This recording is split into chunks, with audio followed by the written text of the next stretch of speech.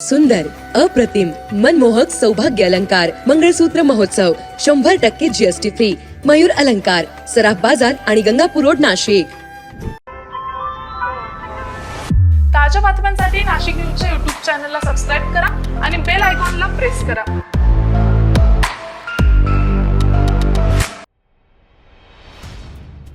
बँकेतून बोलत असल्याचं सांगत बचत खात्याचे KYC करण्याकरता वयोवृद्धांसाठी बँकेनं घरबसल्या सुविधा सुरू केली असल्याचं सांगत वृद्धाला 2,30,000 गंडा घातल्याप्रकरणी संशयिताच्या विरोधात इंदिरानगर पोलीस ठाण्यात फसवणुकीचा गुन्हा दाखल करण्यात आलेला आहे.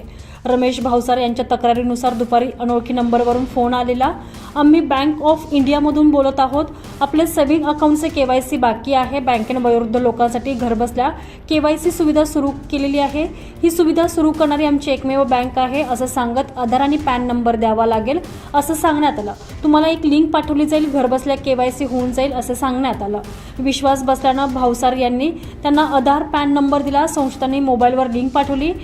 APK फाईल पाठवत ती ओपन केल्यानंतर बँक खात्यातून 2,30,000ची रक्कम काढून घेत फसवणूक करण्यात आलेला आहे. फसवणूक झाल्याचं लक्षात येताच रमेश भावसार यांनी पोलीस ठाण्यात धाव घेतली आहे. इंदिरानगर पोलीस ठाण्यात संशयिताविरोधात फसवणुकीचा गुन्हा दाखल करण्यात आलेला आहे.